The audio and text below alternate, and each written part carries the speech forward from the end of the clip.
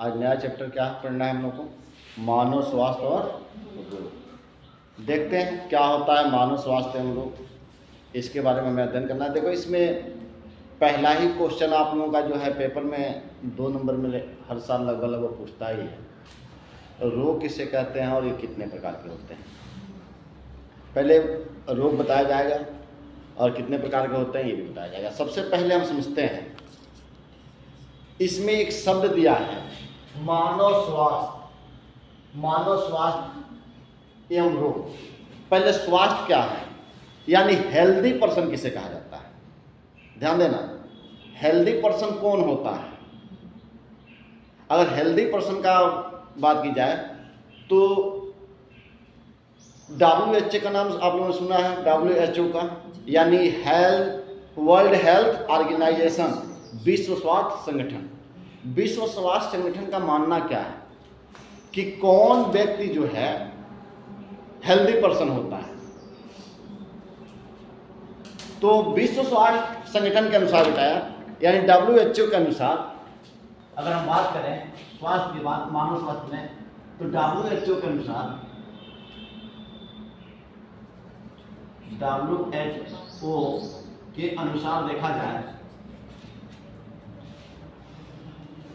तो कौन व्यक्ति जो है, उनका मानना है, WHO का मानना है, यानी विश्व स्वास्थ्य संगठन का मानना है कि जो व्यक्ति शारीरिक, मानसिक, व्यवहारिक और सामाजिक रूप से समस्त कार्यों को करने में सक्षम होता है, वह क्या कहलाता है, स्वस्थ यानी हेल्दी पर्सन कहलाता है। क्या बताया गया, WHO का मानना है कि जो व्यक्ति शारीरिक रूप से, मानसिक रूप से, व्यवहारिक रूप से और क्या सामाजिक रूप से किसी कार्य को करने में क्या हो, सक्षम होता है, वह क्या कहलाता है, स्वस्थ व्यक्ति कहलाता है, हेल्दी पर्सन कहलाता है। ठीक है ना। अब स्वास्थ्य का मतलब ये नहीं है अब किसी व्यक्ति को कहा जाए कि वह व्यक्ति स्वस्थ है, किसी व्यक्ति को हम कहते हैं कि वह व्यक्ति स्वस्थ है, तो स्वस्थ का मतलब सिर्फ हमारे दिमाग में क्या चलता है, हम अक्सर सोचते हैं इसका मतलब वो निरोग है, उसको कोई बीमारी नहीं है। केवल बीमारी की अनुपस्थिति ही स्वास्थ्य का, ये उसको स्वस्थ नहीं बना सकता है। उसके लिए अगर मान लो कोई बीमारी नहीं है, कोई ऐसा व्यक्ति है जिसे आप मान रहे हो कि वो स्वस्थ है, उसके अंदर कोई बीमारी नहीं है, लेकिन ज्यादा बोलना भी क्या है, अंदर से कोई बीमारी नहीं दिखाई दे रहा है, शारीरिक रूप से कोई उसको क्या है, बीमारी नहीं है, लेकिन ज्यादा बोलता है तो भी वह स्वस्थ नहीं माना जाएगा। कम बोलता है, अगर कम बोलने वाला है तो भी स्वस्थ नहीं माना जाएगा। ज्यादा हंसना, ये भी क्या है, ये भी जो है ठीक नहीं है। कम हंसना ये भी ठीक नहीं है। कोई व्यक्ति नाखून चबाता रहता है, वह भी स्वस्थ माना जाएगा, नहीं माना जाएगा। कोई व्यक्ति क्या है, किसी के प्रेम में डूबा हुआ है, तो प्रेम में डूबना भी क्या है, एक प्रकार की बीमारी है। कोई व्यक्ति हमेशा गुस्सा में है, गुस्सा होना भी क्या है, बीमारी है। हमेशा कोई व्यक्ति चिल्लाता रहता है, हमेशा कोई व्यक्ति गुस्सा में चिल्लाता रहे तो गुस्सा में चिल्लाना भी क्या है, बीमारी है। कोई व्यक्ति जो है, मान लो कि कोई बाप जो है अपनी बिटिया का शादी नहीं कर पा रहा है और उसके टेंशन में डूबा है, ये भी क्या है, बीमारी है। किसी गम में हम डूबे हुए हैं, ये भी क्या है, बीमारी है। ये सभी क्या है, ये बीमारी माने जाएंगे। यानी जो इस तरह का व्यक्ति होता है, जो कम बोलता है, ज़्यादा बोलता है, या तो कम बोलता हो या बहुत ज़्यादा बोलता हो, गुस्सा करता हो, कम हंसता हो या बहुत ज़्यादा हंसता हो, किसी के प्रेम में डूबा हुआ हो, किसी समस्या में डूबा हुआ हो, कोई कर्ज में डूबा हुआ हो, तो ये सारे लोग क्या माने जाते हैं, बीमार माने जाते हैं। अब आज से जो है केवल बीमारी की अनुपस्थिति को बीमार नहीं समझोगे। ठीक है ना। अब हम आते हैं मेन पॉइंट जो आपका चैप्टर है। हमने स्वास्थ्य को समझ लिया, स्वास्थ्य को तो समझ लिया, हमें किसके बारे में देखना है? रोगों के बारे में देखना है। क्या है? रोग। रोग क्या होता है बेटा? जब किसी व्यक्ति का शरीर किसी कार्य को सुचारू रूप से करने में क्या होता है? असमर्थ होता है, तो इस दशा को हम क्या कहते हैं? रोग कहते हैं। क्या कहते हैं? और जो रोग फैलाने वाले कारक होते हैं उसे हम क्या कहते हैं? रोगजनक कहते हैं। बात समझ में आई? अरे ध्यान, पहले आप लोग केवल लिखते हो, सिर्फ लिखते हो, सुनते नहीं हो। सुनोगे तब तो याद होगा। मैंने क्या बताया? रोग क्या है कि जब शरीर, जो हमारा शरीर है बेटा, हमारा शरीर जो है किसी कार्य को सुचारू रूप से करने में क्या है? असमर्थ है, यानी सुचारू रूप से नहीं कर पा रहा है, तो इस दशा को हम क्या कहते हैं? रोग कहते हैं। अब इस हमारे शरीर को सुचारू रूप से कार्य न कराने के लिए जो कारक होता है, जो फैक्टर कार्य करता है, उसे क्या कहते हैं? रोगजनक कहते हैं। अब ये रोग जो है बेटा दो प्रकार के होते हैं, ध्यान रखना। रोग कितने प्रकार के होते हैं? दो प्रकार के होते हैं। हम लोग रोग पढ़ रहे हैं ना, तो रोग जो है ये कितने प्रकार के होते हैं? दो प्रकार के होते हैं। एक रोग होता है जिसे आनुवांशिक रोग कहा जाता है। आनुवांशिक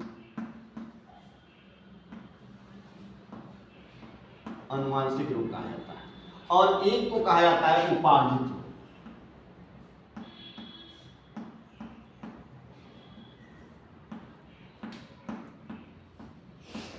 ध्यान देना, बताया गया, पहले बताया गया कि रोग किसे कहते हैं। यही बताया गया कि जब हमारा शरीर किसी कार्य को करने में क्या होता है? असमर्थ होता है, तो उसे हम क्या कहते हैं? रोग कहते हैं। और हमारे शरीर को असमर्थ बनाने वाले जो कारक होते हैं हम उसे क्या कहते हैं? रोगजनक कहते हैं। अब ये बताया गया कि रोग जो होते हैं ये निम्न कितने प्रकार के होते हैं? दो प्रकार के होते हैं। एक जो होता है उसको हम क्या कहते हैं?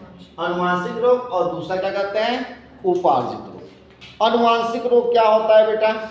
यानी ऐसा रोग जो, ये आनुवांशिक रोग है, एक ऐसा रोग होता है, ये ऐसा रोग होता है जो जन्मजात होता है। क्या होता है? जन्मजात होता है, यानी जन्म से ही हमारे शरीर के अंदर होता है। और ये क्या होता है? एक पीढ़ी से दूसरे पीढ़ी में हस्तांतरण होता है। यानी ऐसा रोग जो जन्मजात होता है और एक पीढ़ी से क्या होता है? दूसरे पीढ़ी में हस्तांतरित होता है, वैसे रोगों को हम क्या कहते हैं? आनुवांशिक रोग कहते हैं। अब इसका अगर आप देखोगे, इसका उदाहरण देखोगे, तो इसमें आ जाता है हीमोफीलिया। क्या आता है? हीमोफीलिया।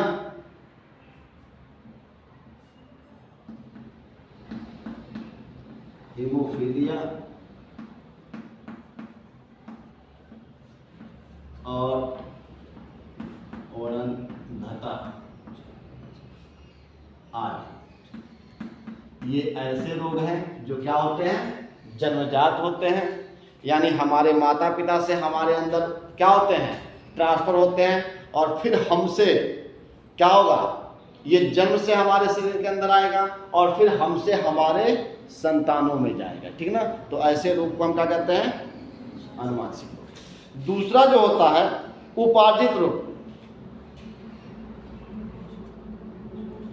ध्यान देना, उपार्जित रोग क्या है बेटा? ऐसा रोग, ध्यान दो, इधर देखो, ऐसा रोग जो जन्म से हमारे शरीर में नहीं होता है, जन्म के बाद विभिन्न कारणों बस ये क्या होते हैं? हमारे शरीर में उत्पन्न होते हैं, उन्हें हम क्या कहते हैं? उपार्जित रोग कहते हैं। क्या बताया गया? ऐसा रोग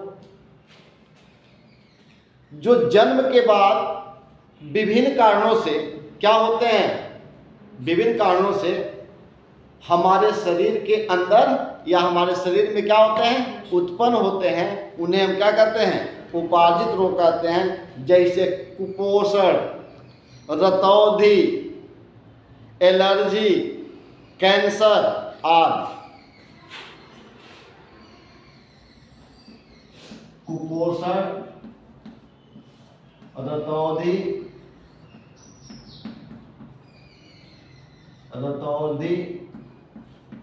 एलर्जी,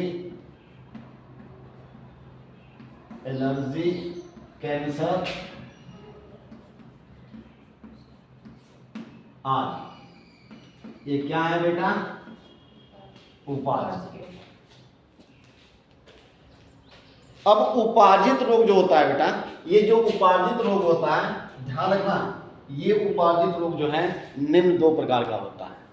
ये उपार्जित रोग कितने प्रकार का होता है, तो ये भी निम्न दो प्रकार का होता है।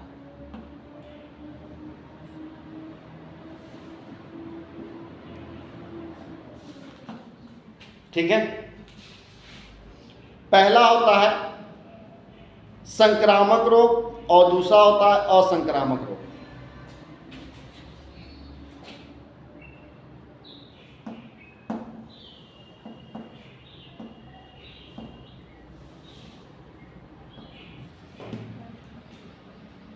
अब हम क्या करेंगे, इनको पढ़ेंगे। देखो संक्रामक रोग कैसे, कौन सा होता है बेटा, संक्रामक रोग किसे कहते हैं, ध्यान देना इधर। तो संक्रामक रोग एक बार पहले ध्यान से एक बार और सुन लेते हैं। हमने क्या बताया कि रोग किसे कहा जाता है, तो ये बताया गया कि जब हमारा शरीर जो है किसी कार्य को करने में क्या होता है, असमर्थ होता है, तो उसे हम क्या कहते हैं, रोग कहते हैं। और हमारे शरीर को असमर्थ बनाने में जो कार्य करते हैं उसे हम क्या कहते हैं, रोगजनक कहते हैं। बताया गया कि रोग कितने प्रकार के होते हैं, दो प्रकार के होते हैं, एक होता है अनुवांशिक रोग और दूसरा क्या होता है, उपार्जित रोग। अनुवांशिक रोग किसे कहते हैं, तो ऐसा रोग जो क्या होता है, जन्म से होता है। और ये रोग जो है एक पीढ़ी से दूसरे पीढ़ी में क्या होता है, हस्तांतरित होता है, ट्रांसफर होता रहता है। यानी कुछ ऐसी बीमारियां होती हैं जो हमारे माता पिता से हमको क्या हुआ है, विरासत में मिला हुआ है, जन्म से। अब वो हमसे किस में जाएगा, हमारे संतान में जाएगा। तो ऐसे लोगों को क्या कहा जाता है, अनुवांशिक रोग कहा जाता है। इसमें हीमोफीलिया, वंध्यता आदि रोग आते हैं इस तरह के, ठीक है ना। दूसरा बताया गया उपार्जित रोग, यानी ऐसा रोग जो जन्म से हमारे शरीर में नहीं होता है, जन्म के बाद किसी कारण से हमारे शरीर में क्या होता है, उत्पन्न होता है। तो ऐसे रोगों को हम क्या कहते हैं, उपार्जित रोग कहते हैं। जैसे कुपोषण, रतौंधी, एलर्जी, कैंसर आदि, ये क्या है, उपार्जित रोग के उदाहरण है। अब ये उपार्जित रोग निम्न कितने प्रकार का होता है, दो प्रकार का होता है। एक होता है संक्रामक रोग और दूसरा क्या होता है, असंक्रामक रोग, यानी इन्फेक्शियस और नॉन इन्फेक्शियस। अब क्या होता है, संक्रामक रोग किसे कहा जाता है, तो हम देखेंगे संक्रामक रोग किसे कहा जाता है, यानी ऐसा रोग, या आप कह सकते हो कि जो रोग एक व्यक्ति से दूसरे व्यक्ति में फैलने वाला होता है, ठीक ना, तो उसे हम क्या कहते हैं, संक्रामक रोग कहते हैं। यानी ऐसा रोग जो एक व्यक्ति से दूसरे व्यक्ति में क्या होता है, फैलता है, उसे हम क्या कहते हैं, संक्रामक रोग कहते हैं।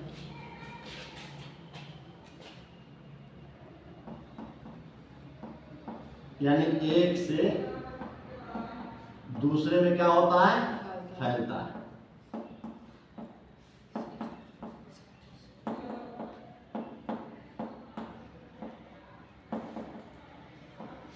ये क्या हो गया, संक्रामक रोग।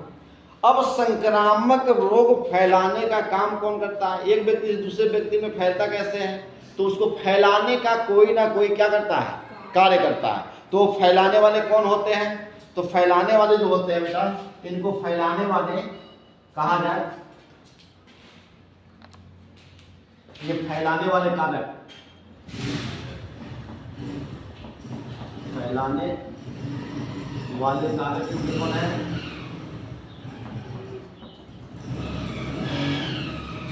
इसमें आ जाते हैं वायरस, क्या आते हैं? वायरस, अमीबा, फंगस, प्रोटोजोआ आदि। ये क्या करते हैं? वायरस है, वायरस है। वायरस के बाद से क्या बताया गया? अमीबा है। क्या है? अमीबा, प्रोटोजोआ, प्रोटोजोआ है। इसके बाद से क्या है? फंगस है। आदि क्या करते हैं? यानी ये फैलाने का कार्य करते हैं। असंक्रामक रोग क्या है बेटा? तो असंक्रामक को देखेंगे, यानी ऐसा रोग, ध्यान देना, ऐसा रोग जो एक व्यक्ति से दूसरे व्यक्ति में, यानी जो छूने से, अब इनमें जो था, ये देखो ये कैसे फैलता है बेटा? संक्रामक रोग क्या होता है? किसी व्यक्ति को छूने से भी फैलता है। पहले एक बात सुन लेते हैं, इसको बताते हैं। किसी को छूने से, किसी के संपर्क में आने से, ठीक ना, किसी के पहने हुए कपड़े को पहन लेने से, किसी के थूक से, किसी के मल मूत्र से, हवाओं के माध्यम से ये बीमारियां क्या होती हैं? फैलती रहती है। जैसे एग्जाम्पल तौर पे कहा जाए, खुजली, दिनाई, आंख का आना, आंख का लाल हो जाना, देखे हो ना। इसके बाद से जुखाम या कोरोना, बहुत सारी अभी बीमारियां जो है ना, ऐसे क्या होती हैं, या टीबी है, ये भी संक्रमित रोग है। ये क्या होता है? एक व्यक्ति से दूसरे व्यक्ति के संपर्क में आने से क्या होता है? फैलता है। छुआछूत वाली बीमारी है, हैजा है, ठीक है ना। ये क्या होता है? किसी ना किसी माध्यम से क्या होते हैं? ये फैलते हैं। ये जो है कि ये असंक्रामक रोग क्या ऐसा होता है? ये छुआछूत वाली बीमारी नहीं होती है, यानी ये ऐसा रोग होता है जो एक व्यक्ति से दूसरे व्यक्ति को छूने से या उसके संपर्क में आने से नहीं फैलता है। तो जो इस तरह का बीमारी होता है उसे क्या कहते हैं? असंक्रामक रोग कहते हैं।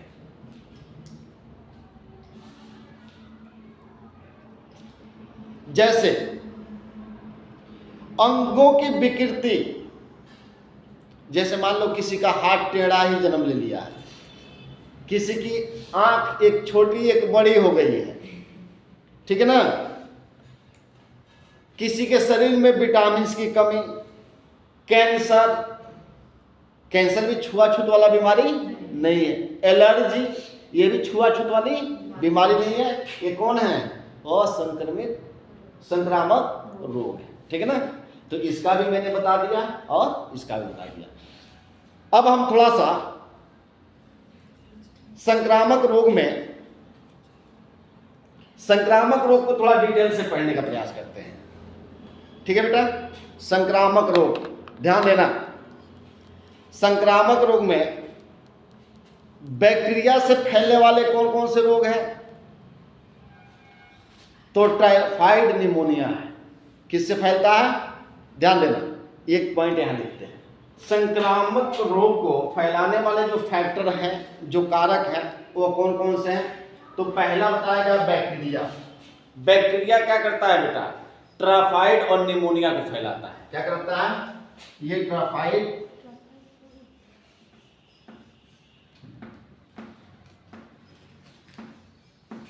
टाइफाइड निमोनिया को फैलाने का काम करता है। निमोनिया। वायरस क्या करता है बेटा? तो वायरस जो है जुखाम, डेंगू, चिकनगुनिया को फैलाने का काम करता है। जुखाम,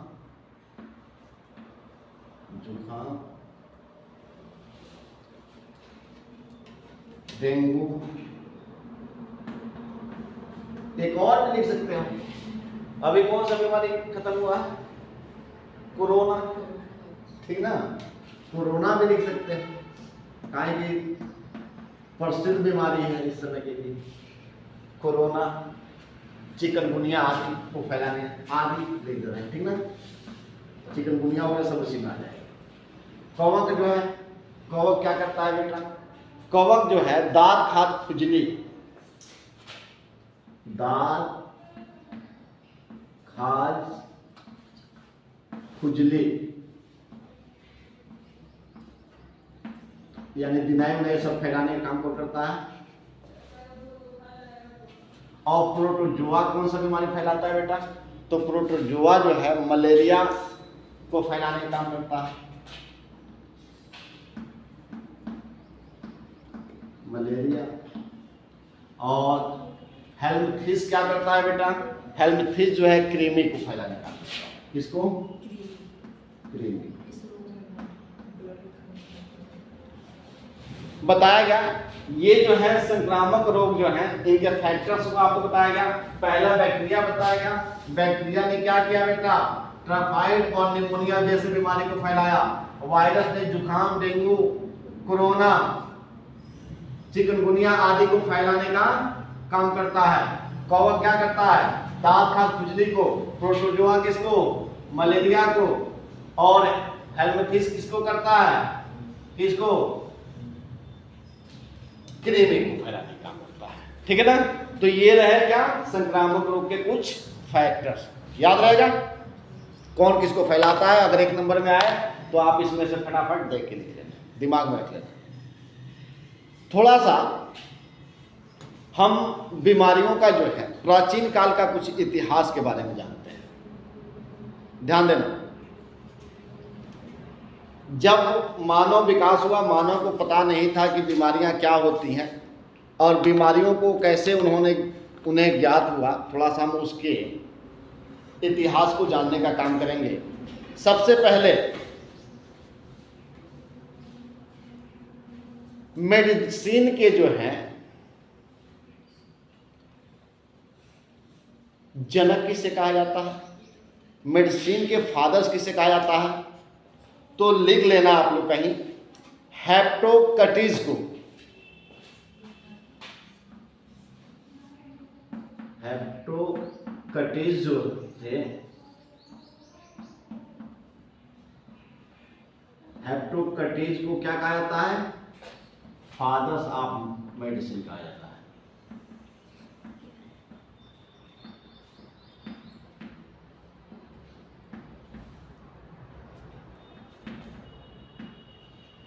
ठीक है, देखो बेटा, ये एक पॉइंट मैंने बता दिया कि मेडिसिन के जनक कौन थे। तो कौन थे? हिप्पोक्रेटिस थे। हम थोड़ा सा हिस्ट्री किसके जानते हैं? मेडिसिन का कहां से शुरुआत हुआ, बीमारियों को कैसे ज्ञात हुआ। तो देखो, पहले जो लोग थे, ध्यान देना, लिखना नहीं है, केवल सुनना है। बताया जा रहा है कि पहले जो लोग थे उनको कुछ बीमारियों के बारे में क्या थी? जानकारी थी। और कुछ बीमारियों के, जैसे पहले के लोगों को कुछ बीमारियों को पता चल गया था और कुछ बीमारियों के बारे में उन्हें कोई जानकारी नहीं थी, पता ही नहीं था। जिन बीमारियों का पता चला, उन्हें जिन जिन बीमारियों के बारे में पता चलता गया पहले के लोगों को, उन्होंने उन बीमारियों का कुछ ना कुछ क्या किया? नाम रखा कि ये फला बीमारी है, ये फला बीमारी है, ये फला बीमारी है। इसमें जो है, जो प्राचीन यूनानी, जैसे ये कहाँ के रहने वाले थे? हिप्पोक्रेटिस यूनान के रहने वाले थे। कहाँ के रहने वाले थे? यूनान के। तो जो प्राचीन यूनानी थे बेटा, जैसे हिप्पोक्रेटिस, और जो चिकित्सा थी, और साथ ही साथ उस समय भारत में क्या था? आयुर्वेद तंत्र था। इन सबका ये मानना था कि जो भी रोग होता है, जो भी बीमारियां उत्पन्न होती हैं, वह सभी रोग जो है हमारे पीत पर निर्भर करते हैं। हमारे शरीर के अंदर जो पीत होता है, उस पीत पर क्या करता है? निर्भर करता है। यानी हमें बीमार होने का मुख्य कारण कौन सा है? हमारा पित्त है। उन्होंने कहा कि जो व्यक्ति क्या होगा? कौन कौन? यूनानी चिकित्सक हिप्पोक्रेटिस और भारतीय आयुर्वेद तंत्र ये क्या मान रहा था कि जितनी भी बीमार, जब व्यक्ति को बीमार होने का मुख्य कारण क्या है? स्वस्थ और अस्वस्थ होने का मुख्य कारण क्या है? मनुष्य का पीत। उन्होंने कहा कि जिस व्यक्ति का पीत अगर येलो रंग का है, पीले कलर का है, वह व्यक्ति क्या है? स्वस्थ माना जाएगा। वह व्यक्ति कैसा होता है? स्वस्थ होता है। और जिस व्यक्ति का पीत अगर क्या हो जाता है? काले कलर का हो जाता है, तो वह क्या हो जाता है? अस्वस्थ हो जाता है, क्या होता है? बीमार हो जाता है। और जिन व्यक्ति का जो है अगर पीत काला होगा तो उसका मल, जब वो मल त्याग करेगा तो उस मल का कलर भी कैसा हो जाता है? काला हो जाता है। ये किनका मानना था? हाँ, जो यूनानी चिकित्सक थे, हिप्पोक्रेटिस थे, और इनका ये मानना था। इन्होंने कहा कि भाई उनका मल भी काला हो जाएगा और साथ ही साथ उनके जो शरीर का टेम्परेचर होगा वो क्या हो जाता है? बढ़ जाता है। जब पीत कैसा होगा? काला होगा। मल त्यागेगा तो मल का कलर कैसा होगा? काला होगा। तो उस व्यक्ति का शरीर का टेम्परेचर भी क्या हो जाएगा? बढ़ जाएगा, अर्थात उसे क्या हो जाएगा? बुखार। जब टेम्परेचर बढ़ेगा तो उसे हम क्या कहेंगे? बुखार कहेंगे। ये यूनानियों का, यूनानी चिकित्सक हिप्पोक्रेटिस का और भारतीय आयुर्वेद तंत्र का मानना था। परंतु बाद में एक वैज्ञानिक आते हैं जिनका नाम होता है विलियम हार्वी। क्या नाम होता है? William Harvey.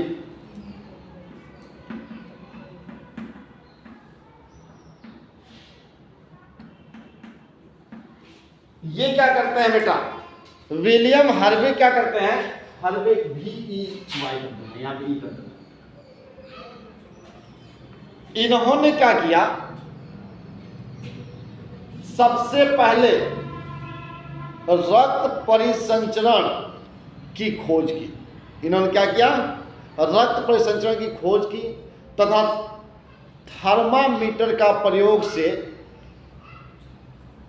ध्यान रखना, इन्होंने रक्त परिसंचरण के बारे में जाना और जानने के बाद इन्होंने क्या किया? थर्मामीटर से जितने भी काले पीत वाले व्यक्ति थे उनको नाप कर, और जो तथ्य था, टेम्परेचर का तथ्य था, उसको इन्होंने क्या किया? गलत साबित किया। ठीक है ना? जो पुराने जमाने में माना जाता था कि काले पित्त वालों का क्या है? वो क्या है? बीमार है ना। तो जब इनको किसके बारे में पता चल गया? रक्त परिसंचरण तंत्र, यानी रक्त के बारे में ज्ञान हो गया, रक्त की जांच से वो पता कर लेते थे। दूसरा जो है थर्मामीटर के प्रयोग करके इन्होंने क्या किया कि जो इनका जो भारतीय आयुर्वेद तंत्र और यूनानी चिकित्सक हिप्पोक्रेटिस, जो इनका जो तथ्य था उसको इन्होंने क्या कर दिया? गलत साबित कर दिया। ये क्या था? इसका इतिहास था। ठीक है ना? अब सबसे पहले हम जो है, हम तो पढ़ रहे हैं संक्रामक रोग। ध्यान देना, ये मैंने तथ्य बताया है। आपको पढ़ना कहां से है? संक्रामक रोग को मैं स्टार्ट किया हूं। संक्रामक रोग में मैंने इन फैक्टरों को बता दिया। तो फैक्टर में पहला मैंने क्या बताया? बैक्टीरिया। क्या है? बैक्टीरिया। दूसरा मैंने क्या बताया? वायरस। तीसरा क्या बताया? कवक। चौथा क्या बताया? प्रोटोजोआ। और पांचवा क्या बताया? अब हम इनको एक एक करके क्या करेंगे? पढ़ेंगे। सबसे पहले जीवाणु यानी बैक्टीरियल डिजीजेस के बारे में हम क्या करेंगे? अध्ययन करेंगे। यानी जीवाणु रोग कौन कौन से हैं, जो बैक्टीरिया से फैलने वाले रोग कौन कौन से हैं। हम संक्रामक रोगों के बारे में पढ़ रहे हैं। पहला हम इसमें हमने इसका फैक्टर्स देख लिया। ये आपको 5 फैक्टर्स बताया गया। सबसे पहले हम क्या बैक्टीरिया से फैलने वाले रोगों के बारे में क्या करेंगे? अध्ययन करेंगे। यानी सबसे पहले हम देखते हैं जीवाणु रोग। किसको देखते हैं? जीवाणु रोग के बारे में देखते हैं।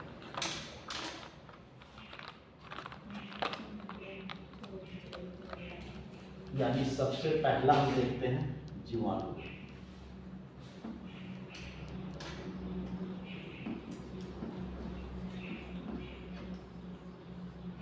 ध्यान देना बेटा, इसमें पढ़ेंगे हम लोग सबसे पहले टाइफाइड के बारे में पढ़ेंगे। किसके बारे में पढ़ेंगे? टाइफाइड के बारे में।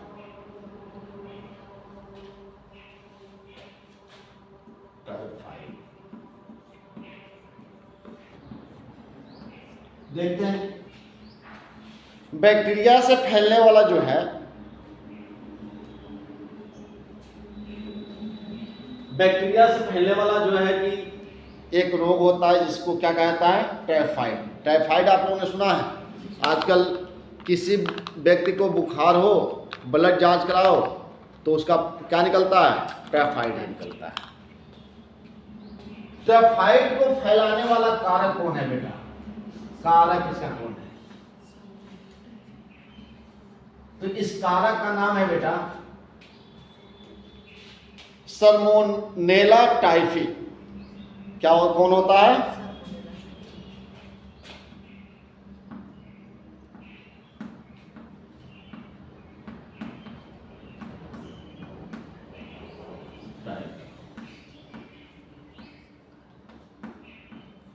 यानी इस रोग को फैलाने वाला कारक आपको कौन मिल गया? Salmonella typhi.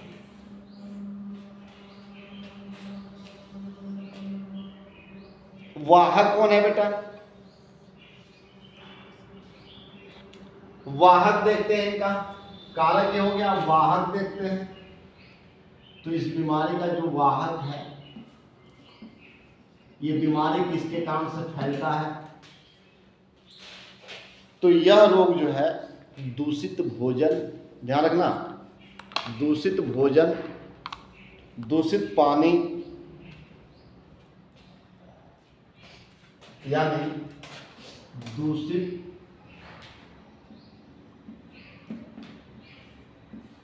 भोजन, दूषित पानी के द्वारा क्या होता है बेटा? ये हमारी जो है छोटी आंत में प्रवेश कर जाता है। जब हम क्या करते हैं, ध्यान रखना, बताया गया कि टाइफाइड जो है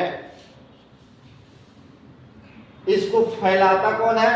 सल्मोनेला टाइफी एक बैक्टीरिया का नाम है जिसके कारण से क्या होता है? ये टाइफाइड रोग होता है। अब वाहक कौन है? इसको फैलाने का काम कौन करता है? तो फैलाने का काम जो है दूषित भोजन और दूषित पानी। अगर हम दूषित पानी और दूषित भोजन का सेवन करते हैं बेटा, तो ये उसके माध्यम से क्या होता है? ये जो सल्मोनेला टाइफी है वो क्या होता है? इसी दूषित भोजन और दूषित पानी के अंदर क्या होता है? पाया जाता है। और वहां से वो हमारी छोटी आंत से होते हुए कहाँ पहुंच जाता है? हमारे शरीर के अंदर, यानी आंत में प्रवेश कर जाता है। और वहां से जब यह हमारे आंत में पहुंच जाता है तो वहां से रक्त के द्वारा ये शरीर के अन्य भागों तक पहुंच जाता है। क्या सुना आप लोगों ने? बताया गया, इसको यही बताया गया कि सल्मोनेला टाइफी जो है किस माध्यम से हमारे शरीर में फैलता है बेटा? तो दूषित भोजन और दूषित पानी की सहायता से क्या होता है? ये हमारी छोटी आंत से होते हुए और ये कहाँ पहुंच जाता है? ये सीधे जो है, यानी छोटी आंत में ये प्रवेश कर जाता है। और छोटी आंत में प्रवेश करने के बाद से छोटी आंत से ये क्या होता है? वहां से निकलकर हमारे रक्त के माध्यम से पूरे शरीर में क्या हो जाता है? पहुंच जाता है। अब इसका लक्षण क्या होता है? जब ये पहुंच गया तो लक्षण क्या उत्पन्न होता है बेटा हमारे अंदर? तो लक्षण देखते हैं। आप लोगों ने दो चीजों को समझा। कारक कौन है? सल्मोनेला टाइफी है। ये हमारे शरीर के अंदर पहुंचता कैसे है? तो जब हम क्या करते हैं, दूषित भोजन को खाते हैं या दूषित पानी को पीते हैं, तो ये हमारे छोटी आंत में क्या कर जाता है? प्रवेश कर जाता है। वहां से निकल के ये सीधे कहाँ चला जाता है? वहां से निकल के कहाँ चला जाता है? ये ब्लड में, और ब्लड से पूरे शरीर में फैल जाता है। अब जब ये फैल जाता है तो हमारे शरीर का लक्षण क्या होता है? लगातार हमें तेज बुखार होती है। क्या होती है? लगातार तेज बुखार होती है।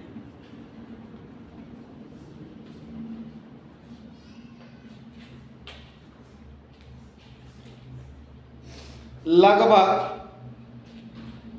ये 39 डिग्री सेल्सियस से और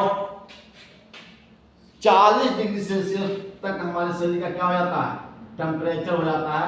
यानी 102 डिग्री तक हमारा क्या हो जाता है, शरीर का टेम्परेचर पहुंच जाता है। साथ ही साथ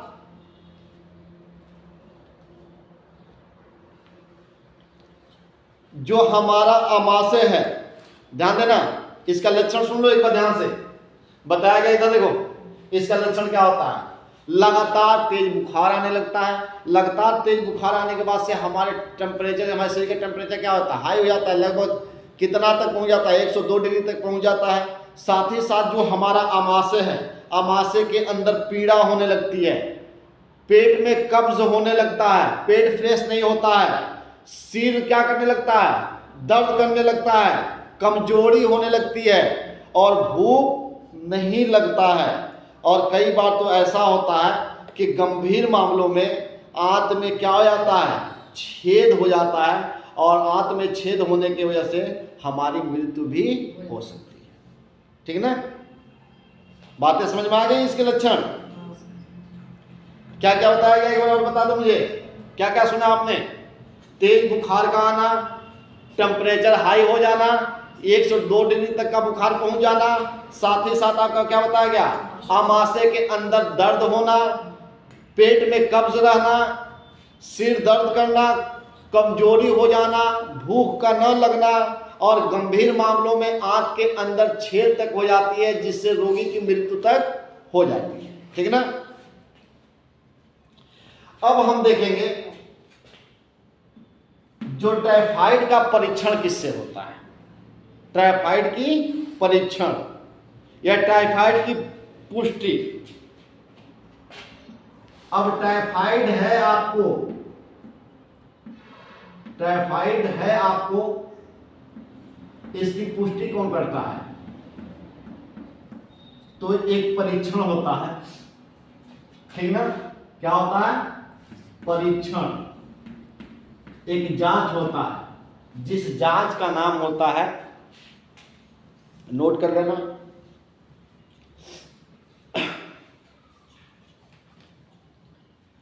बिडाल, बिडाल परीक्षण। क्या कहा जाता है, बिडाल परीक्षण।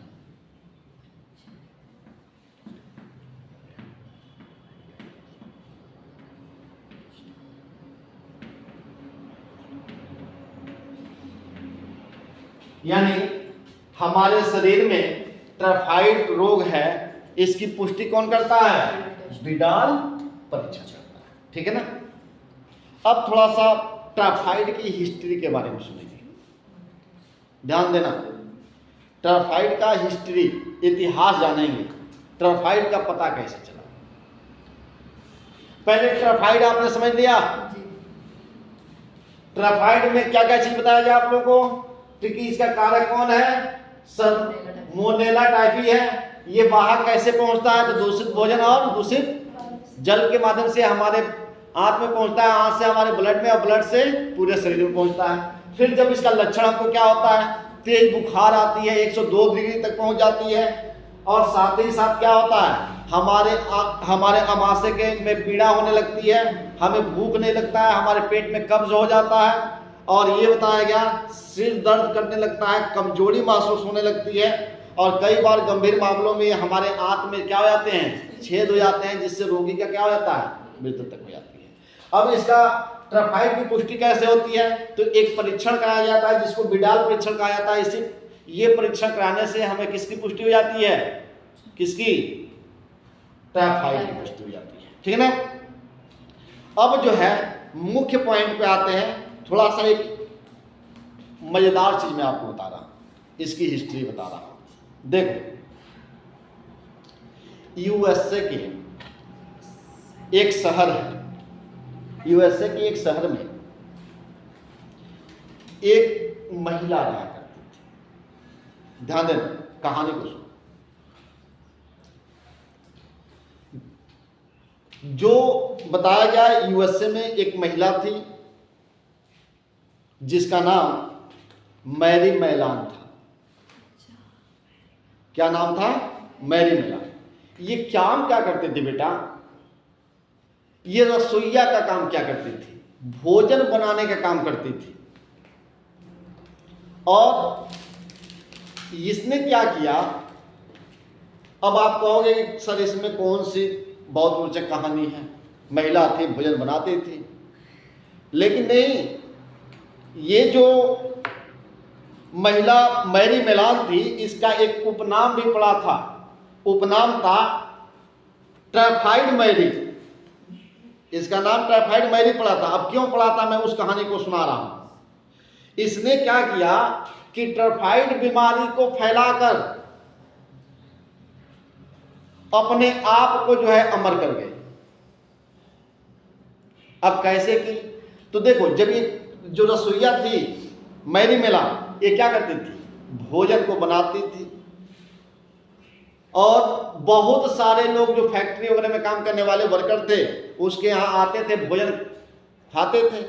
एक बार ऐसा हुआ कि बहुत सारे मजदूर बीमार पड़ने लगे, उनको तेज बुखार आने लगी। ये लक्षण जो है लगातार बहुत सारे लोगों का क्या होना चालू हो गया। अब वहाँ डॉक्टर परेशान हो गए। उन्होंने सोचा कि आखिर ये बीमारी फैल कहाँ से रही है, ये आ कहाँ से रहा है। तो उन्होंने जब जांच हर रोगियों के बारे में पता किया, तो पता ये चला कि जितने भी वर्कर हैं जो किसके यहाँ भोजन करते हैं, मैरी मैलान के यहाँ, ये सभी वही लोग क्या हैं, रोग से ग्रसित हैं। लेकिन मैरी मैलान को कुछ नहीं हुआ था। जब वहां मैरी मैलान के यहाँ जाकर जांच हुई, तो जांच में ये पता चला कि मैरी मैलान के यहाँ जो भोजन थे वो, और जो उसके यहाँ का पानी था, भोजन तो नहीं लेकिन पानी उसके यहाँ का क्या था, दूषित पानी था। और उसी दूषित पानी के सेवन करने के वजह से सारे मजदूरे क्या हुए थे, बीमार हुए थे।